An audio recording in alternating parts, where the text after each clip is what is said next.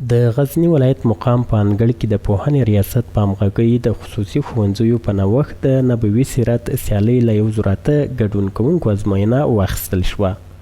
مسؤلین وایي په دې ډول غواړي د زده کوونکو فکري وړتیا زیاته کړي ترڅنګ د حضرت محمد صلی الله علیه وسلم له سیرت سره اشنا کړي. حضرت پیغمبر رسول سلام سیرت او د هغه عادات او د هغه خواص او اخلاق دا د شاګردانو سره بلدیږي. هغه مربوط کتابونه چې په سیرت کې راغلي دي له مطالعې سره آشنا کیږي او په ژوند کې مهم هم همدا ده.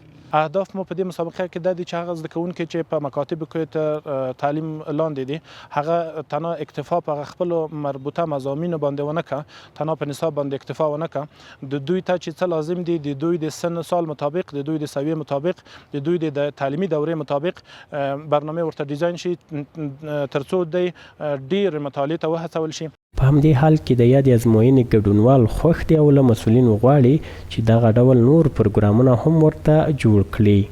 دغه سیالیو جوړېدل د ټولو زده کوونکو پر زده کړه باندې او د دوی په ورځني فعالیتونو باندې یو مثبت تاثیر لري او موږ د داسې نورو سیالیو غوښتونکي هم یو، ځکه دا په هر ډول د زده کوونکو لپاره مفید سیالۍ دي او ګټورې تمامیږي. ما بسیار خوش دارم که اینجا اشتراک کنم به خاطر که با حضرت محمد راهنمایی پیدا نمایم.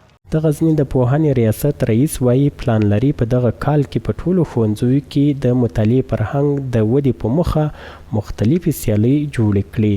نوموړي له ټولو زده کوونکو څخه وغوښتل چې په دغو سیالیو کې ګډون وکړي.